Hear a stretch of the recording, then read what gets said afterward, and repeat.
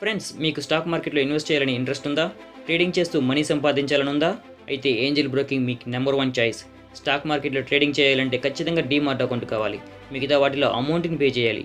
అది angel broking అయితే free account. And అంతేకాకుండా కస్టమర్కి మార్జిన్ కూడా ఎక్కువగా ఇస్తుంటుంది ఏంజిల్ బ్రోకింగ్. సో ఒకవేళ మీకు ఇంట్రెస్ట్ ఉన్నట్లయితే నేను డిస్క్రిప్షన్లో ఒక లింక్ ఇచ్చాను. ఆ లింక్ మీద క్లిక్ చేసి ఏంజిల్ బ్రోకింగ్లో అకౌంట్ ఓపెన్ చేసుకుని స్టాక్ మార్కెట్లో ట్రేడింగ్ చేయడం స్టార్ట్ చేయండి.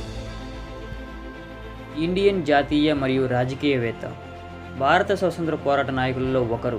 అతను గొప్ప స్వాతంత్ర సమరయోధుడు. ఒకవైపు గాంధీజీ మొదలైన నాయకులందరూ అహింసావాదంతోనే స్వరాజ్యం సిద్ధిస్తుందని నమ్మి పోరాటం చేస్తుంటే, అతను మాత్రం సాయుధ పోరాటం ద్వారా ఆంగ్లేయులను దేశం నుంచి తరిమి కొట్టవచ్చునని నమ్మి అది ఆచరణలో పెట్టిన మహానీయుడు. ఇతని మరణంపై పలువురు భిన్నాభిప్రాయాలను వ్యక్తం చేస్తున్నారు. అతను మరెవరో కాదు, Netaji Subhash Chandra Bose. This is life. మన యూట్యూబ్ ఛానల్ని సబ్స్క్రైబ్ చేసుకుని దాని కిందనే ఉన్న గంట సింబల్ని టచ్ చేసి ఆల్ని క్లిక్ చేయండి. మేము చేసే ప్రతి వీడియో ద్వారా మీరు ఎందరో మహాత్ముల యొక్క గొప్ప జీవితాల గురించి తెలుసుకోవచ్చు. సుభాష్ చంద్రబోస్ గారు 1897 జనవరి 23న భారతదేశంలో ఒడిశాలోని కటక్ పట్టణంలో ఒక ధనిక కుటుంబంలో జన్మించారు. అతని తండ్రి జానకీనాథ్ బోస్. అతను లాయర్, తీవ్రమైన జాతీయవాది. బెంగాల్ లెజిస్లేటివ్ కౌన్సిల్కి కూడా ఎన్నికయ్యారు. తల్లి పేరు ప్రభావతి దేవి.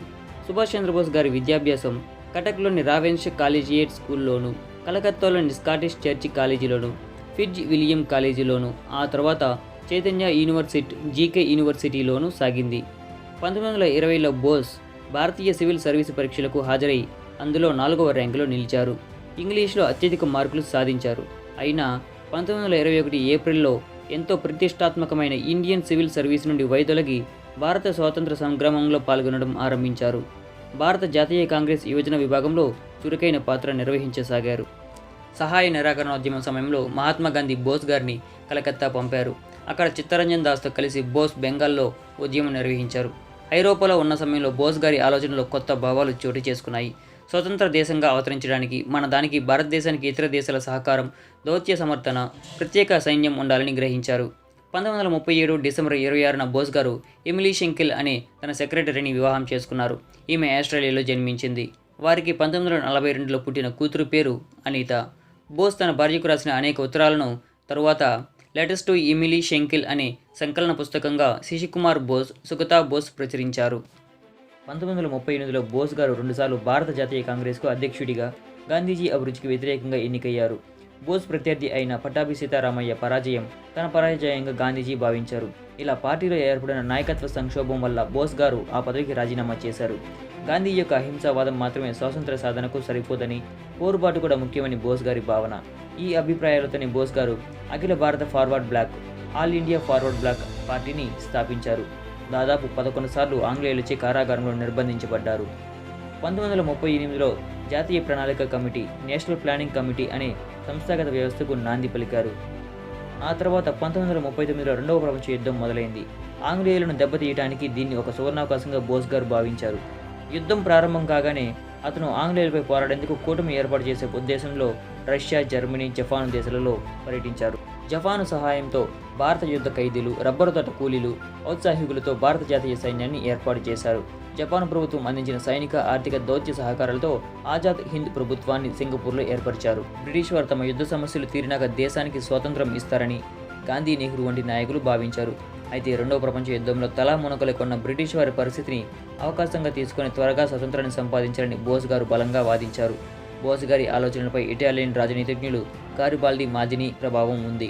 స్వాతంత్రం వచ్చిన తర్వాత భారతదేశం ముస్తఫా కమాల్ పాషా అతాతుర్క్ నాయకత్వంలోని టర్కీ దేశంలాగా కనీసం 2 దశాబ్దాల కాలం సోషలిస్టు నియంతృత్వ పాలనలో ఉండాలని కూడా బోస్ గారి అభిప్రాయం.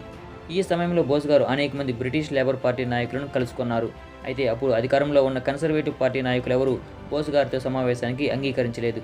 తర్వాత కాలంలో అట్లీ నాయకత్వంలోని లేబర్ పార్టీ ప్రభుత్వం కాలంలోనే భారతదేశానికి స్వాతంత్రం సిద్ధించిందన్నది మనం గమనించవలసిన విషయం. ఒకసారి సుభాష్ చంద్రబోస్ హిట్లర్ను కలవడానికి వెళ్లారు. 10 నిమిషాల తర్వాత హిట్లర్ వచ్చి ఏమిటి విషయం అని అడిగారు. వెంటనే బోస్, ఈ బాస్ని రమ్మని చెప్పు అని అన్నాడు. వెంటనే హిట్లర్ వచ్చి బోస్ భుజం మీద చరిచి ఎలా ఉన్నావు అని అడిగాడు. ఇద్దరు కలిసి విషయాలు చర్చించుకున్న తర్వాత వెళ్ళిపోయేటప్పుడు హిట్లర్ బోస్ గారిని, ముందుగా నిన్ను కలవడానికి వచ్చింది నేను కాదని ఎలా గుర్తించావు అని అడిగాడు. బోస్ భుజాన్ని తట్టే ధైర్యం నిజమైన హిట్లర్కి తప్ప ఇంకా ఎవరికీ లేదు అని జవాబిచ్చాడు. బ్రిటిష్ ప్రభుత్వం ఏకపక్షంగా కాంగ్రెస్ను సంప్రదించకుండా భారతదేశం తరపున యుద్ధాన్ని ప్రకటించింది కనుక బ్రిటిష్ వైస్రాయ్ లార్డ్ లిన్లిత్గో ఈ నిర్ణయం పట్ల బోస్ గారు పెద్ద ఎత్తున నిరసన ప్రదర్శనలు ప్రారంభించారు. వెంటనే బ్రిటిష్ ప్రభుత్వం అతన్ని జైల్లో పెట్టింది. 7 రోజుల నిరాహార దీక్ష తర్వాత విడుదల చేసింది. కానీ అతని ఇంటిని పర్యవేక్షణలో ఉంచింది. ఇక అప్పట్లో తనను దేశం వదిలి వెళ్ళనివ్వరని గ్రహించిన బోస్ గారు 1941 జనవరి 19న ఒక పఠాన్లాగా వేషం వేసుకుని తన మేనల్లుడు శిశిర్ కుమార్ బోస్ తోడుగా ఇంటి నుండి తప్పించుకున్నాడు. ముందుగా పెషావర్ చేరుకున్నాడు. అక్కడ అతనికి అక్బర్ షా, ముహమ్మద్ షా, భగత్ రామ్ తల్వార్లతో పరిచయం అయింది. 1941 జనవరి 26న గడ్డం పెంచుకొని ఒక మూగ చెవిటివాడిలాగా నటిస్తూ ఆఫ్ఘనిస్తాన్ వాయువ్య సరిహద్దు ప్రాంతం ద్వారా మియా అక్బర్ షా, ఆగా ఖాన్ల సహకారంతో ఆఫ్ఘనిస్తాన్లోంచి కాబూల్ ద్వారా ప్రయాణించి సోవియట్ యూనియన్ సరిహద్దు చేరుకున్నాడు.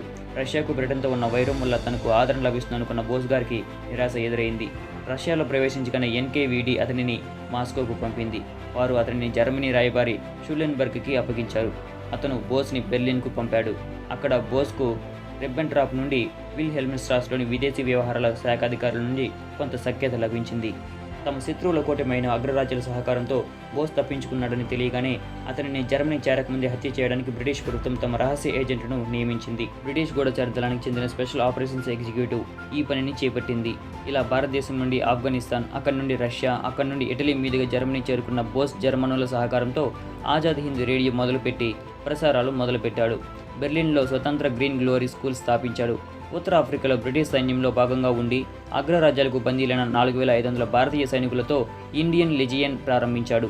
ఇది మొదట మచెట్, తర్వాత వఫెన్ ఎస్ఎస్ అనే సైన్య విభాగాలకు అనుబంధంగా ఉండేది. అందులోని సైన్యం హిట్లర్ గారికి, బోస్ గారికి విశ్వాసాన్ని ఇలా ప్రతిజ్ఞ ద్వారా ప్రకటించేవారు. భగవంతుని సాక్షిగా నేను జర్మన్ జాతి రాజ్యం ఏకైక నాయకుడైన అడాల్ఫ్ హిట్లర్కు, భారతదేశపు స్వాతంత్ర్యం కోసం పోరాడే జర్మన్ సైన్యం నాయకుడైన సుభాష్ చంద్రబోస్కు విధేయుడనై ఉంటాను. ఈ ప్రతిజ్ఞ ద్వారా ఇండియన్ లెజియన్ సైన్యం జర్మన్ సైన్యం ఆధీనంలో ఉందని, భారతదేశం విషయాలలో బోస్ గారికి అగ్రనాయకత్వం కట్టబెట్టబడిందని స్పష్టంగా తెలుస్తుంది. ఇండియన్ లెజియన్ను వెన్నంటి నాజీ జర్మనీ సైన్యం సోవియట్ యూనియన్ మీదుగా భారతదేశంపై దండెత్తి బ్రిటిష్ వారిని పారదోలుతుందని బోస్ గారి ఆకాంక్ష.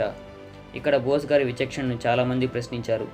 అలా అగ్రరాజ్యాలు విజయం సాధించిన తర్వాత నిజంగా నాజీలు భారతదేశం వదిలి వెళతారని ఎలా అనుకున్నాడని. 1941-43 మధ్యకాలంలో బోస్ గారు అతని భార్యతో కలిసి బెర్లిన్లో నివసించారు. మొత్తానికి భారతదేశం అవసరాలను హిట్లర్ గారు అంతగా పట్టించుకోలేదు. 1943లో ఒక జర్మన్ జలాంతర్గామి U-180లో గుడ్ హోప్ అగ్రం మీదుగా ఆగ్నేయ ఆసియాకు బయలుదేరాడు. జర్మన్ జలాంతర్గామి నుండి జపాన్ జలాంతర్గామి I-29లోకి మారాడు. ఆ 2 దేశాల జలాంతర్గముల మధ్య ఒక సివిలియన్ వ్యక్తి మారడం ఈ ఒక్కసారి జరిగింది. తర్వాత జపాన్ వారి సహకారంతో సింగపూర్లో తన భారత జాతీయ సైన్యాన్ని బలపరుచుకున్నాడు. భారత జాతీయ సైన్యాన్ని మోహన్ సింగ్ దేవ్ సెప్టెంబర్ 1942 తేదీన సింగపూర్లో స్థాపించాడు. ఇది రాష్ బిహారీ బోస్ స్థాపించిన ఇండియన్ ఇండిపెండెన్స్ లీగ్ తరహాలోనిది. అయితే జపాన్ హైకమాండ్కు చెందిన హికారి కికాన్కు మోహన్ సింగ్కు భేదాలు రావడం వల్లనూ, మోహన్ సింగ్ దీన్ని జపనీయులు కేవలం పావుగా వాడుకుంటున్నారని భావించడం వల్లనూ చేశారు. మోహన్ సింగ్ను అదుపులోకి తీసుకున్నారు. బలగాలను యుద్ధ ఖైదీలుగా జైలుకు పంపించారు. 1943లో సుభాష్ చంద్రబోస్ రాకతో సైన్యం ఏర్పాటుకు కొత్త ఊపిరుదినట్లయింది. అదే సంవత్సరం జూలై సింగపూర్లో జరిగిన మీటింగ్లో రాస్ బిహారీ బోస్ సుభాష్ చంద్రబోస్కు సంస్థ పగ్గాలు అప్పగించారు. బోస్ గారి పిలుపుతో చాలామంది దేశభక్తులు సైన్యంలో చేరడమే కాకుండా దానికి ఆర్థిక సహాయం కూడా అందించారు. మిలిటరీ నుంచి వ్యతిరేకత ఎదురైన బోస్ గారు ఆజాద్ హింద్ విప్లవాన్ని సమర్థించుకోవడాన్ని మానలేదు. జూలై 4, 1944లో బర్మాలో భారత జాతీయ సైన్యం పాల్గొన్న ర్యాలీలో ఆయన చేసిన వ్యాఖ్యలు చాలా ఉత్తేజపూరితమైనవి. వీటిలో చాలా ప్రసిద్ధిగాంచింది మీ రక్తాన్ని తారపోయండి, మీకు స్వాతంత్ర్యాన్ని ఇస్తాను. ఈ ర్యాలీలో భారత ప్రజలను బ్రిటిష్ ప్రభుత్వ వ్యతిరేక పోరాటంలో తమతో పాటు చేరమని పిలుపునిచ్చాడు. హిందీలో సాగిన ఈ ప్రసంగం ఆద్యంతం ఉత్తేజభరితంగా సాగింది. ఈ సైన్యంలోని దళాలు ఆజాద్ హింద్ ప్రభుత్వ ఆధీనంలో ఉండేవి. ఈ ప్రభుత్వం తానే సొంతంగా కరెన్సీ, తపాలా బిళ్ళలు, న్యాయ, పౌర నియమాలను రూపొందించింది. దీన్ని అగ్రరాజ్యాలైన Germany, Japan, Italy, Croatia, Thailand, Burma లాంటి దేశాలు కూడా ఆమోదించాయి. ఇటీవల జరిపిన పరిశోధనల మూలంగా రష్యా, సంయుక్త రాష్ట్రాలు కూడా దీన్ని ఆమోదించినట్లు తెలుస్తుంది. సుభాష్ చంద్రబోస్ గారి మరణాన్ని అధికారికంగా ప్రకటించిన దాని ప్రకారం ఆగస్టు 18, 1945లో తైవాన్ మీదుగా టోక్యోకు ప్రయాణిస్తుండగా విమాన ప్రమాదంలో మరణించాడు అని. కానీ ఆయన శవం మాత్రం కనుగొనబడలేదు. దీనివల్ల ఆయన బతికే ఉండవచ్చని ఎన్నో కథలు ప్రాచుర్యంలో ఉన్నాయి. వాటిలో ఒకటి బోస్ సోవియట్ యూనియన్కు బందీగా ఉండగా సైబీరియాలో మరణించాడని. దీనిని విచారించడానికి భారత ప్రభుత్వం చాలా కమిటీలను ఏర్పాటు చేసింది. 1956 మే నెలలో 4 సభ్యులతో కూడిన షాన్వాజ్ కమిటీ బోస్ మరణాన్ని గురించి విచారించడానికి జపాన్కు వెళ్ళింది. అప్పట్లో భారత్కు తైవాన్తో మంచి సంబంధాలు లేకపోవడంతో వారి సహకారం కొరబడింది. దాంతో ఇది ఆశించినంత ఫలితాలు ఇవ్వలేదు. కానీ 1999, 2005లో విచారణ చేపట్టిన ముఖర్జీ కమిషన్ తైవాన్ ప్రభుత్వంతో చేతులు కలిపి బోస్ ప్రయాణిస్తున్న ఏ విమానము అక్కడ కూలిపోలేదని నిర్ధారణకు వచ్చింది. అంతేకాకుండా అమెరికా ప్రభుత్వం కూడా దీన్ని సమర్థిస్తూ ఈ కమిషన్కు లేఖ పంపడం జరిగింది. నివేదికను నవంబర్ 8, 2005న ప్రభుత్వానికి సమర్పించింది. దీన్ని ప్రభుత్వం మే 17, 2006లో పార్లమెంటులో ప్రవేశపెట్టింది. ఈ కమిషన్ నివేదిక ప్రకారం బోస్ విమాన ప్రమాదంలో చనిపోలేదని, లింకోజీ గుడిలో ఉన్నది ఆయన చితాభస్మం కాదని తేలింది. అయితే భారత ప్రభుత్వం మాత్రం ఈ కమిషన్ నివేదికను తిరస్కరించింది. 1985లో అయోధ్య దగ్గరలో ఉన్న ఫైజాబాద్లో నివసించిన భగవాన్జీ అనే సన్యాసి మారువేషంలో ఉన్నది బోస్ అని చాలామంది నమ్మకం. కనీసం 4 సార్లు తనని తాను బోసుగా భగవాన్జీ చెప్పుకున్నాడు. ఈ విషయం తెలిసిన బోస్ అభిమానులు బోస్ బతికే ఉన్నాడని గట్టిగా నమ్మేవారు. భగవాన్జీ మరణాంతరం అతని వస్తువులను ముఖర్జీ కమిషన్ పరిశీలించింది. స్పష్టమైన ఆధారాలేవి దొరకనందున భగవాన్జీ బోస్ ఒకరేనే వాదనను కొట్టివేసింది. తర్వాత హిందుస్థాన్ టైమ్స్ వంటి పలు స్వతంత్ర సంస్థలు నిర్వహించిన దర్యాప్తులో అది తప్పని తేలడంతో మళ్లీ వివాదం మొదటికి వచ్చింది. ఏదైనప్పటికీ భగవాన్జీ జీవితం, రచనలు నేటికి అంతుపట్టకుండా ఉన్నాయి. బోస్ గారి రాజకీయ అభిప్రాయాలు, జర్మనీ, జపాన్తో ఉన్న అతని మిత్రత్వంపై చరిత్రకారుల్లో భిన్నాభిప్రాయాలున్నాయి. కొందరు వీటిని విమర్శిస్తే మరికొందరు వాటిని వాస్తవిక దృష్టితో చేసిన ప్రయత్నాలుగా బోస్ గారిని అభిమానిస్తారు. తైవాన్లో జరిగిన విమాన ప్రమాదంలో బోస్ గారు మరణించారని ప్రకటించినప్పటికీ అతను ప్రమాదం నుంచి బయటపడి అజ్ఞాతంలోకి వెళ్ళాడని పలువురు నమ్ముతారు. అతని జీవితంలాగే మరణం కూడా వివాదాస్పదమైంది. జై హింద్.